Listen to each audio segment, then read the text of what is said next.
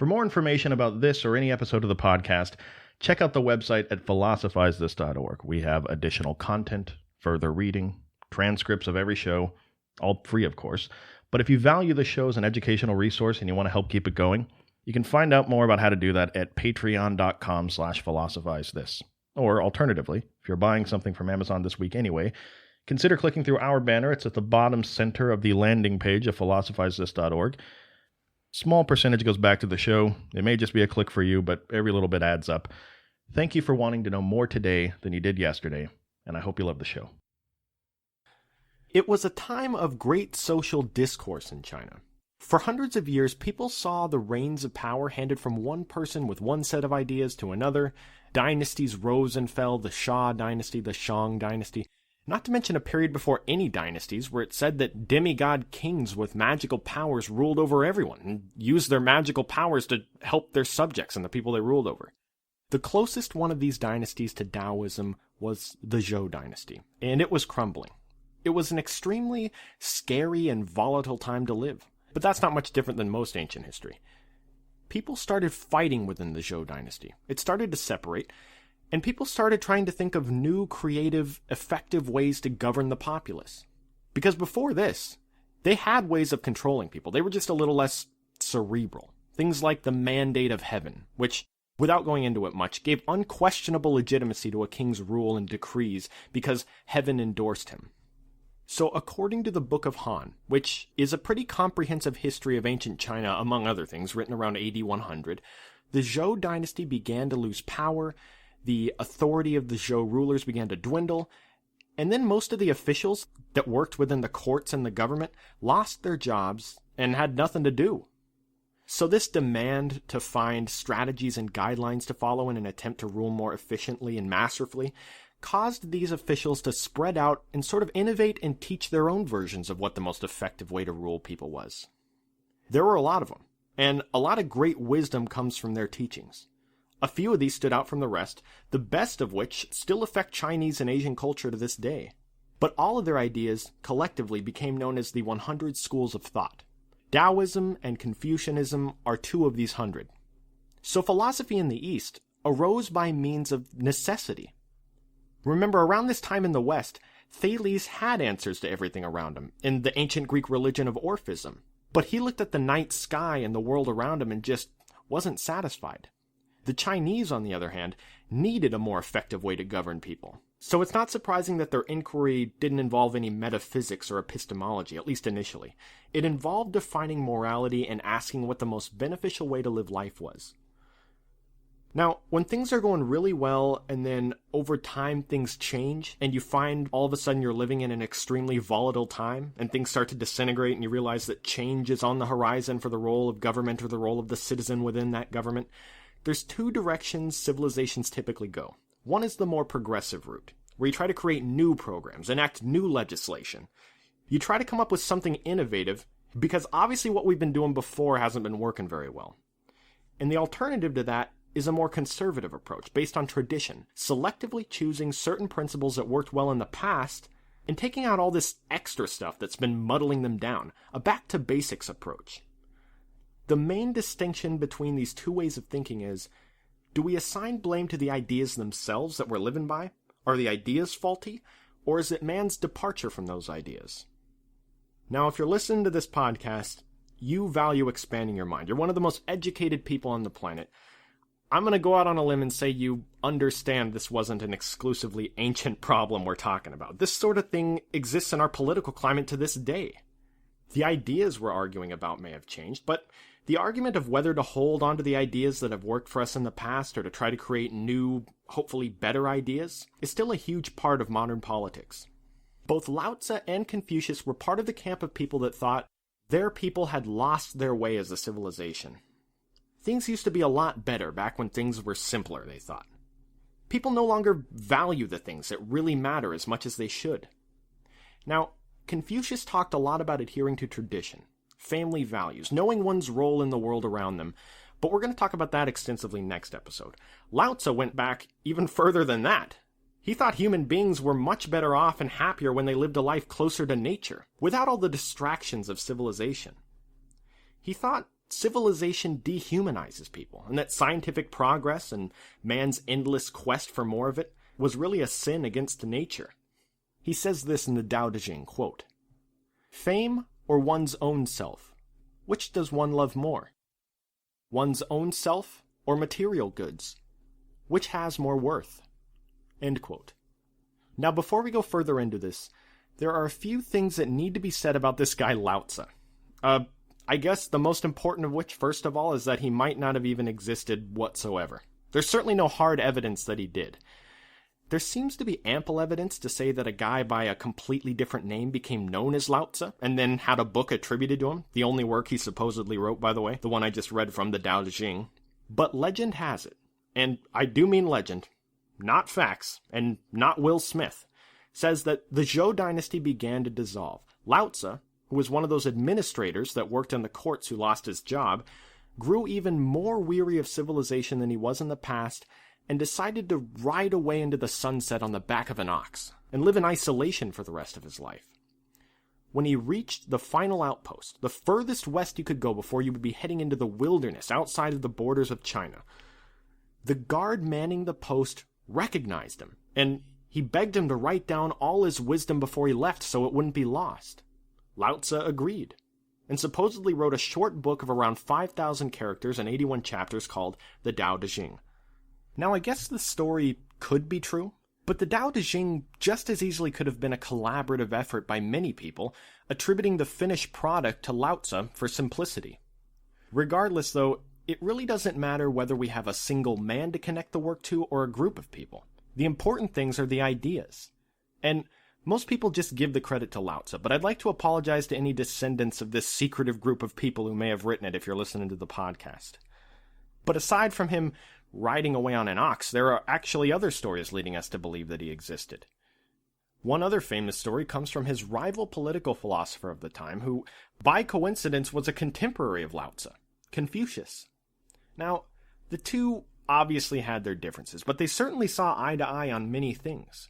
And apparently when Confucius was in his early 30s, he visited Lao Tzu and talked to him for a while. And apparently after this meeting, he seemed to have developed a deep respect for Lao Tzu, comparing him to a dragon. I mean, that's gotta be a compliment, right? Here's what Confucius had to say about his meeting with Lao Tzu, quote, "Birds can fly but will fall at the hunter's arrow. Fish can swim but will be hooked by the fisherman.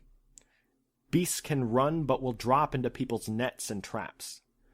There's only one thing that is out of man's reach, that's the legendary dragon. A dragon can fly into the sky, ride on clouds, dive into the ocean.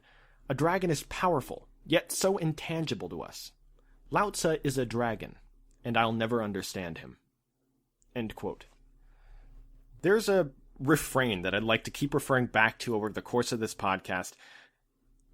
This is where my greatness is really going to shine through. I'm amazing at coming up with super obscure ways to categorize information and remember it that no one understands or actually uses. And this one is certainly no exception to that, but here we go anyway. Well, actually, firstly, I should ask, did anyone else hear the name Daoism and think that was a terrible branding move by Daoism's marketing department? I mean, there's Taoism too, right? Why would you choose a name that was so close to another religion's name? The answer is, there is no reason, and they didn't. The two are the exact same religion, it's just spelled two different ways. In fact, if you've ever done research or read about anything in English that's a proper noun from Chinese history, you no doubt have come across many instances of these multiple spellings indicating the same thing. The reason for this is when you're translating Chinese characters, the symbols convey an idea. But when Westerners try to translate it into any sort of Latin variant, they listen to the way the symbols are spoken phonetically, and they try to determine the equivalent to it in English.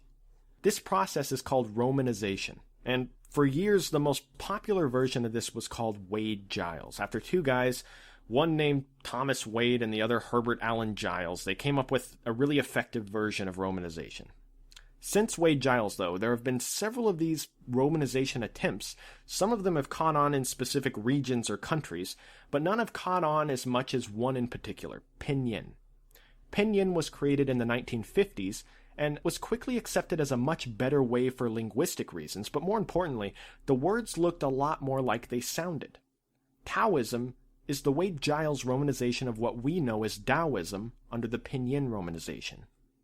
Now, Lao Tzu is spelled two different ways too. When you look at it under the Wade-Giles, it's spelled Laotzu, Lao Tzu, right? But under the Pinyin, which if you're reading any modern book is probably what you're going to run across, and by far the most common way to spell Lao Tzu, is Laozi. I've heard so many people call him Laozi, or Laozi, or Laozi. I mean, you can see why they call him that, and the way I think about it is, his name looks and sounds a lot like the word lazy. Like if you take out the O in the middle of his name, it just reads as lazy. Yes, with an I instead of a Y, but bear with me for a second. How I remember Daoism and the philosophy of Lao Tzu is by thinking of him as a lazy hippie. There's actually a lot of comparisons, and this is the chorus I'll keep referring back to with each layer that we add onto his philosophy. Now, real quick, Taoists are not lazy people. It's just an effective way to remember this stuff. And by the way, hopefully one day you guys know me well enough that I don't need to give these disclaimers to convince you guys I'm not a bigoted person.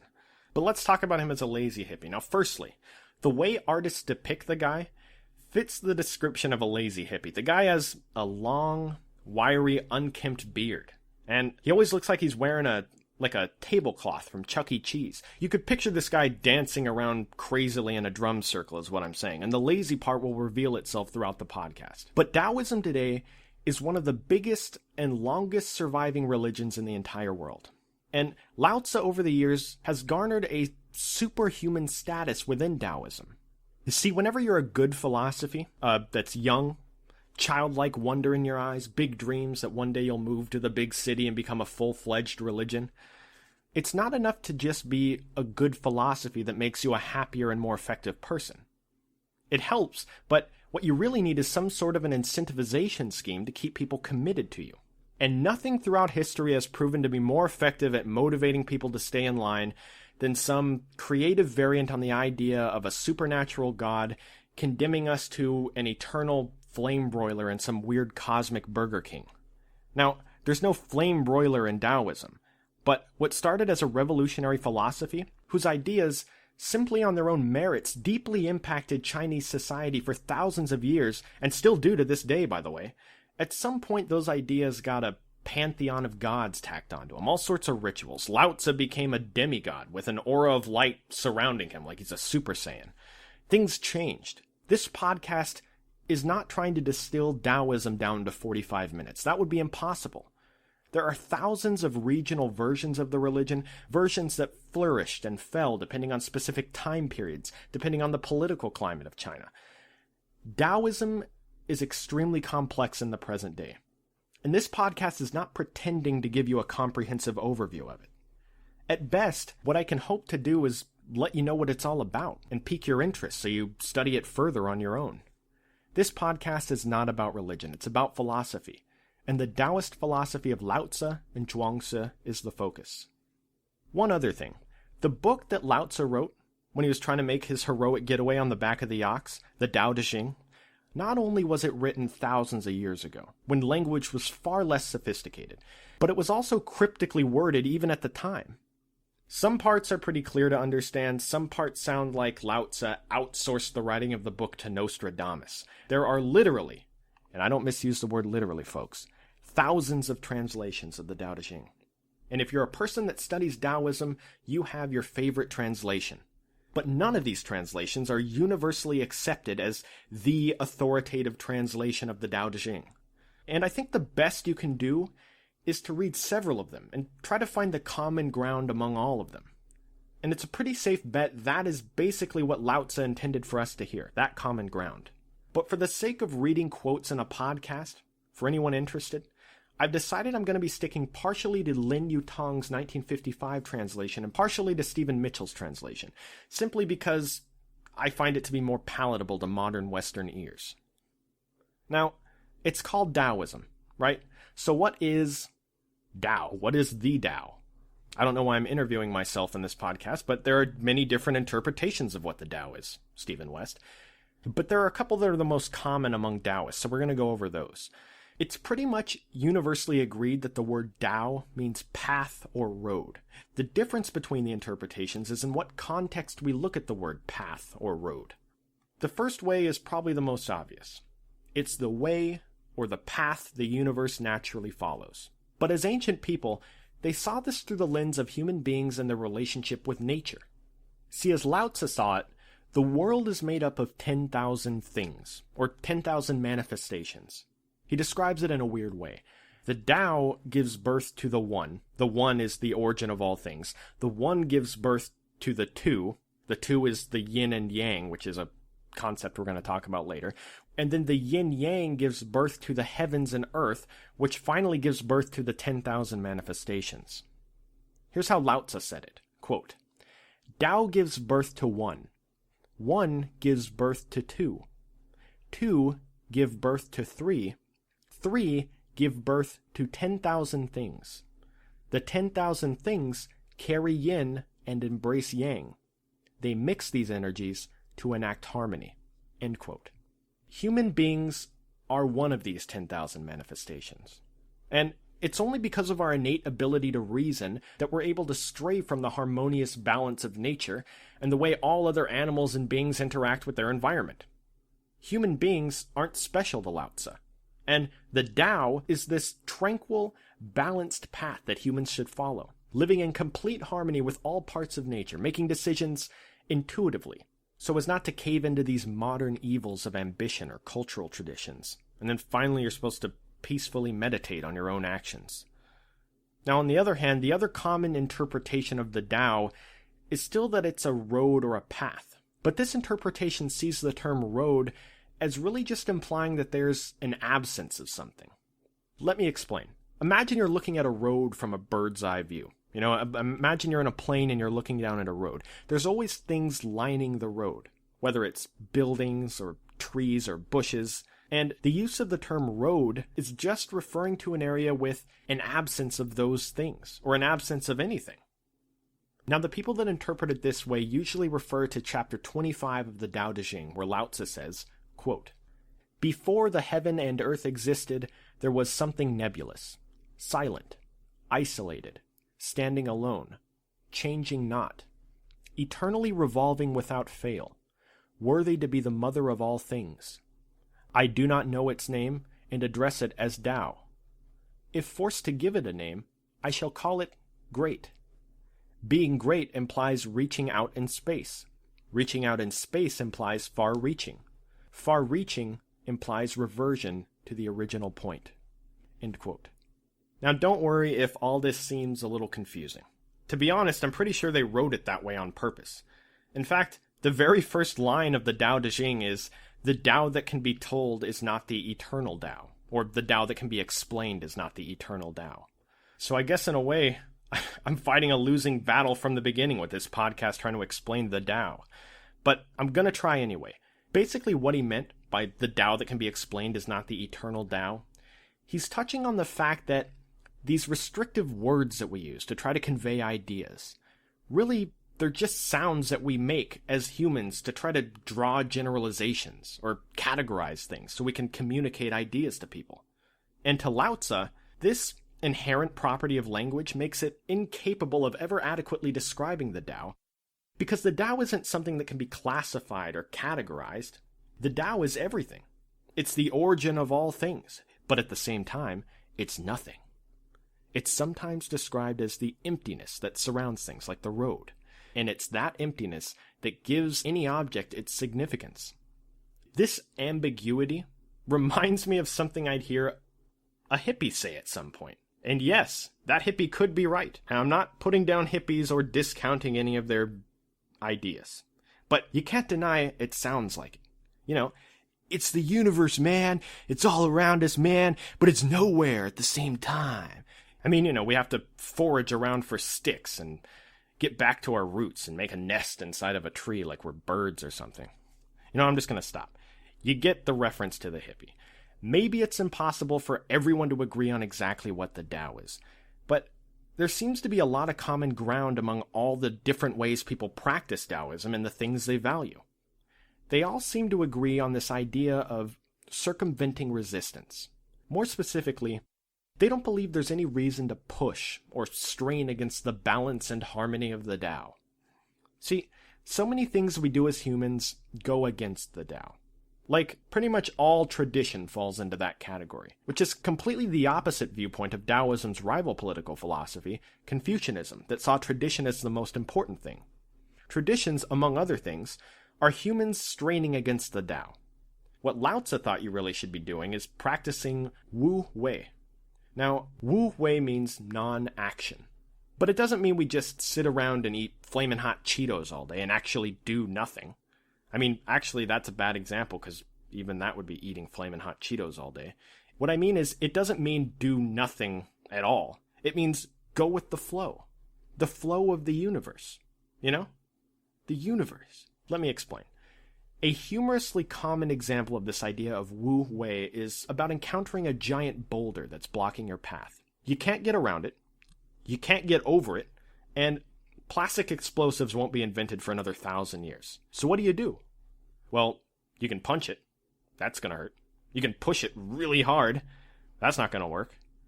All these things are our futile attempts to unnaturally strain against this massive boulder that's in our way. What we really should be doing is practicing Wu Wei. Action through non-action. Figuratively speaking, we should be like water. We should just flow, as nature does, like water, through the cracks of the boulder, underneath the boulder, along the sides of the boulder. And given enough time, albeit thousands of years in this case, the water will have eroded that boulder down into a grain of sand. And this obstacle that seemed so giant and important at one time is now neutralized. So this going with the flow harkens back to that lazy hippie reference. I mean, if you had to think of a stereotypical lazy hippie in your mind's eye, you'd probably think about somebody that sits around all day and often has people telling him he should get a job. The concept of Wu Wei, or action through non-action, can be remembered by thinking about this stereotypical hippie and how he doesn't work as much as society thinks he should. And I'm pretty sure that same hippie, if he encountered the giant boulder blocking his path, something tells me he wouldn't be karate chopping the boulder trying to destroy it. He'd take a much more pacifist approach. When you asked him for advice about it, like if you told him there was a boulder in your way and asked him what you should do about it, the wisdom Daoism preaches sounds pretty similar to the advice he might give you. You know, there is no boulder. It's not real, man. You just turn into water and erode the boulder away like you're the Terminator. And Wu Wei applies to everything. Now, this is probably a good time to talk about the other big player in Taoist philosophy. Now, make no mistake, there have been a lot of Taoist philosophers over the years, but two of them stand out among all of them for the substantial impact their thought had on Taoism. One is the founding father, Lao Tzu, and the other is Chuang Tzu. Now, you've probably seen Chuang Tzu's name before. In the pinyin, it's translated to Zhuangzi.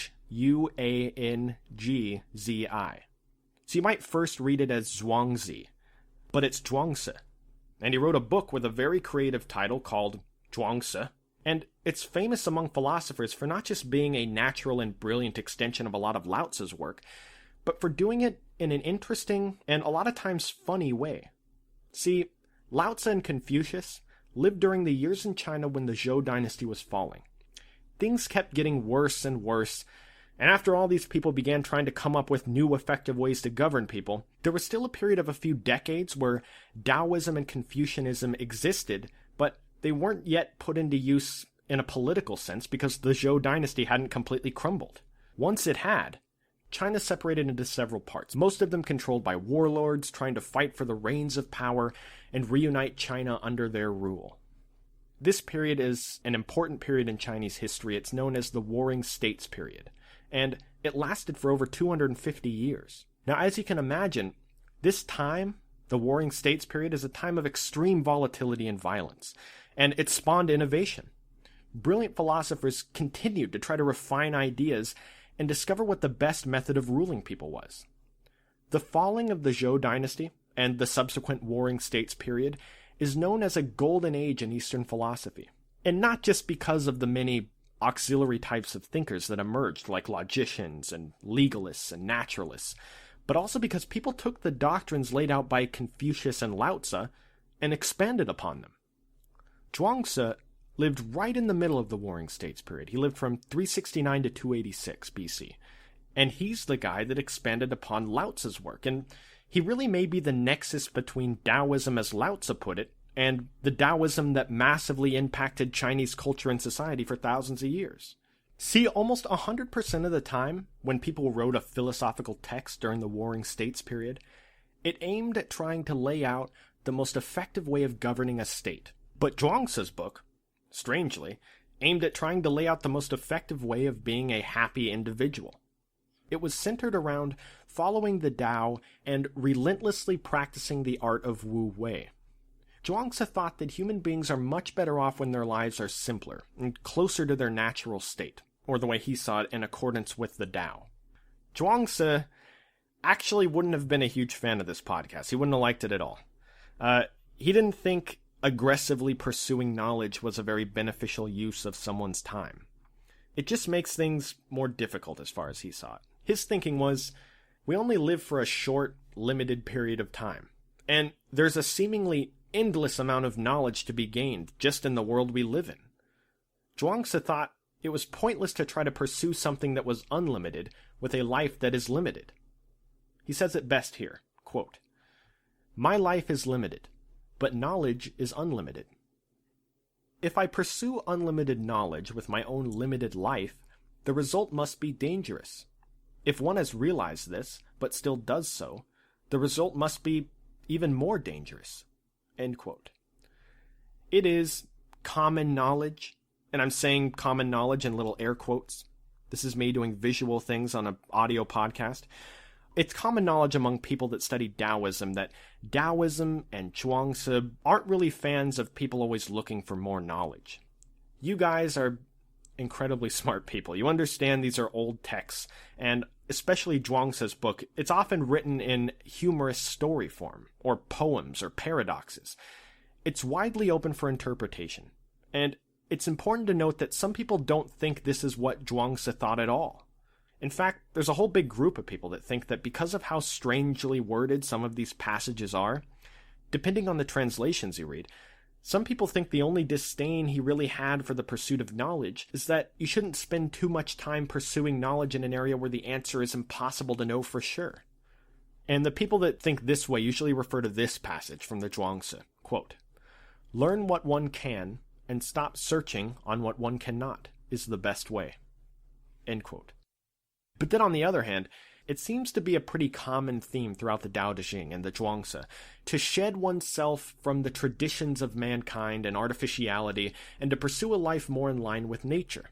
The people that argue this point usually say something to the effect of, when you pursue a life of knowledge, the goal is for each day something new to be added.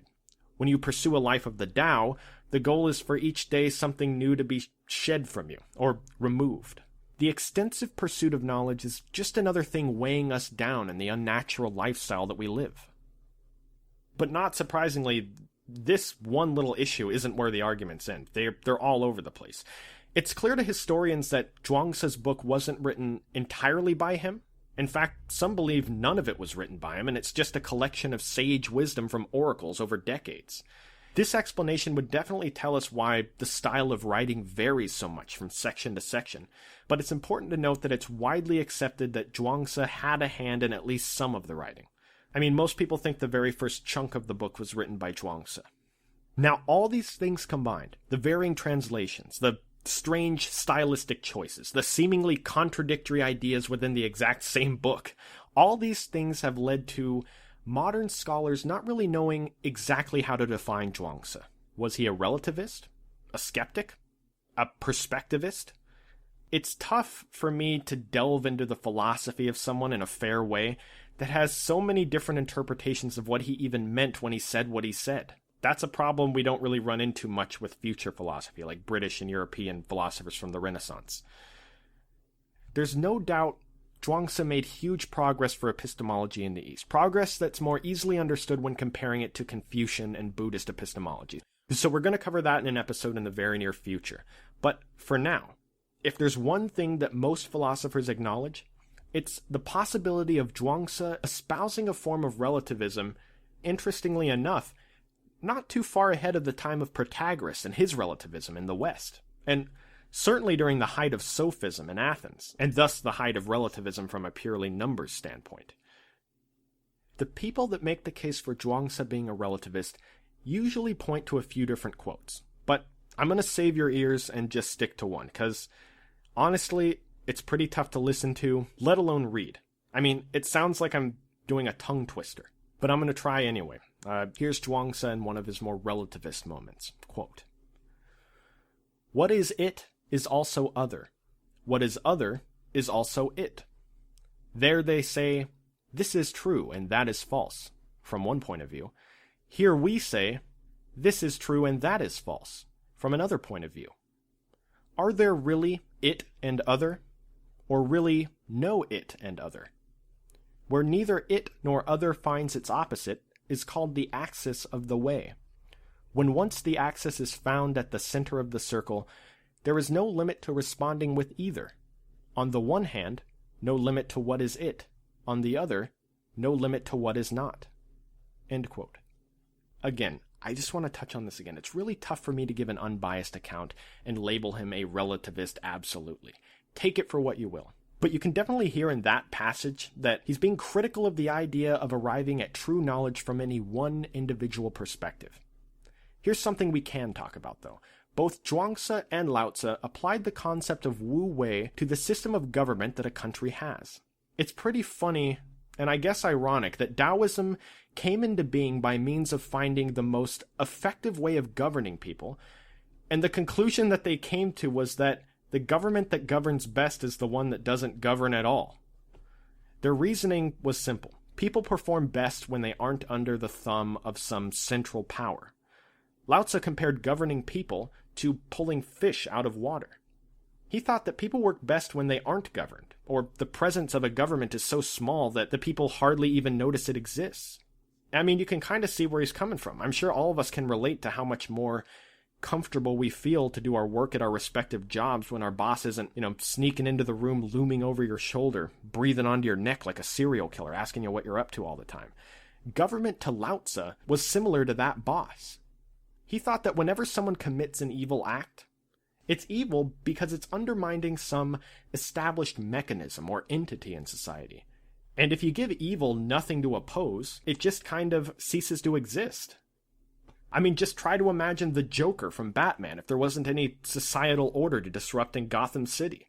He might be merely a struggling circus performer in that world. Lao Tzu thought this dynamic applies to most things created by a society. Quote, "Not exalting worth keeps the people from rivalry. Not prizing what is hard to procure keeps the people from theft. Not to show them what they may covet is the way to keep their minds from disorder." End quote. Now, if you think Lao Tzu's taken this too far, Chuang Tzu may have been the first anarchist in the history of the world. He thought that the world doesn't need to be governed, and that good order results spontaneously when things are let alone. The opinions of both of them can be seen as two very similar applications of the concept of Wu Wei to governing people. Action through non-action. And Lao Tzu's view on government is yet another example of something that a modern-day lazy hippie might echo.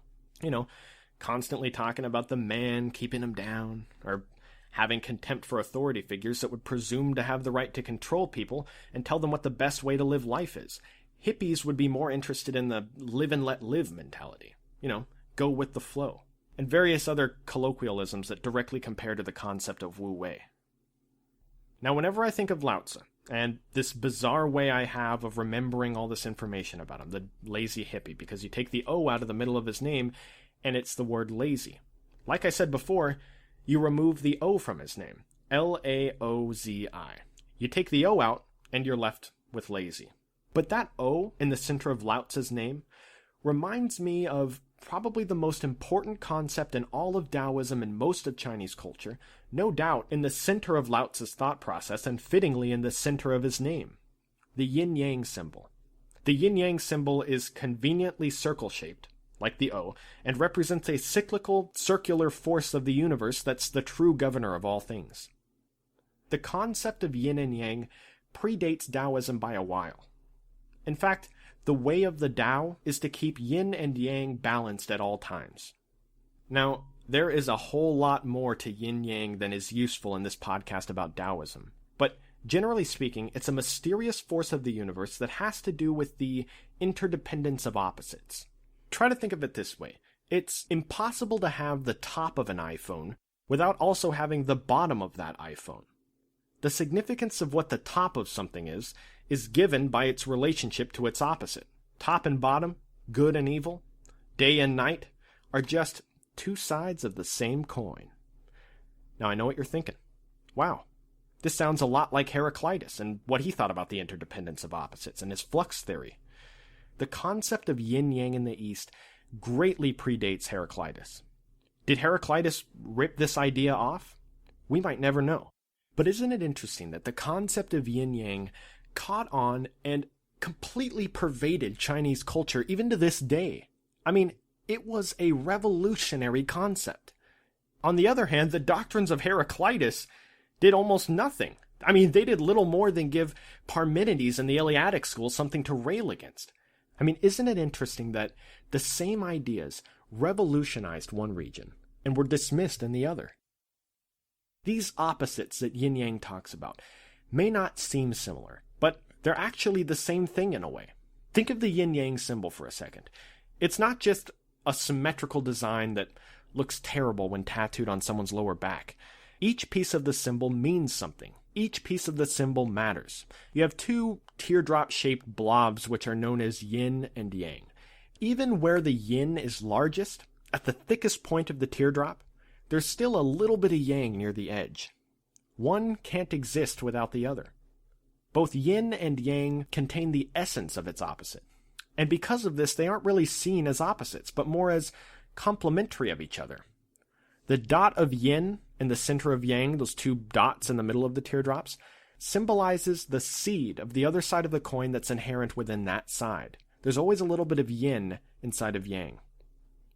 The constant flux of yin and yang, when it comes to how Lao Tzu thought the universe was brought into being, represent the Tao and the unity out of which all existence arises. The yin and yang are seen as having both masculine and feminine energy, respectively, and through their interaction with each other gave birth to the 10,000 manifestations that the world is made up of and the 5 elements: earth, fire, water, metal, and wood. But it didn't just stop at the universe.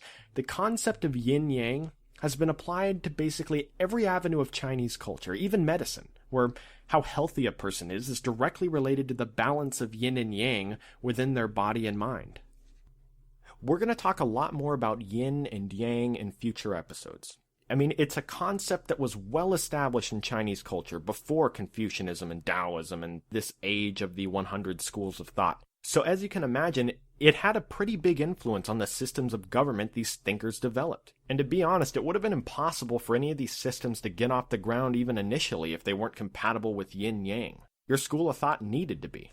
Whenever there are good moments to compare something we're covering in the future with something from Daoism that we haven't covered here in this episode, we're going to do so.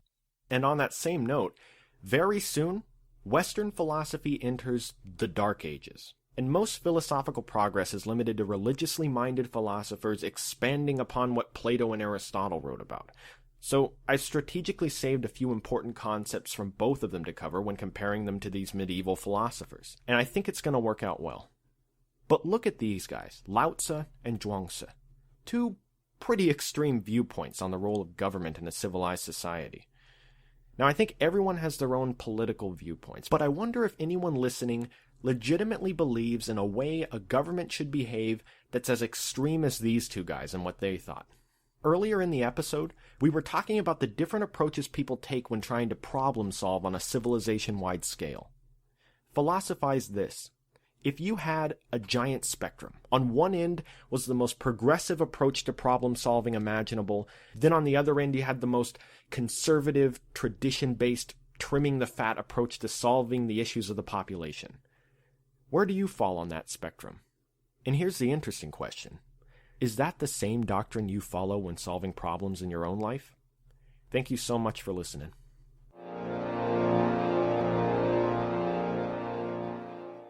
Hey guys, if you love Philosophize This and want to make sure you never miss an episode, consider signing up for email notifications.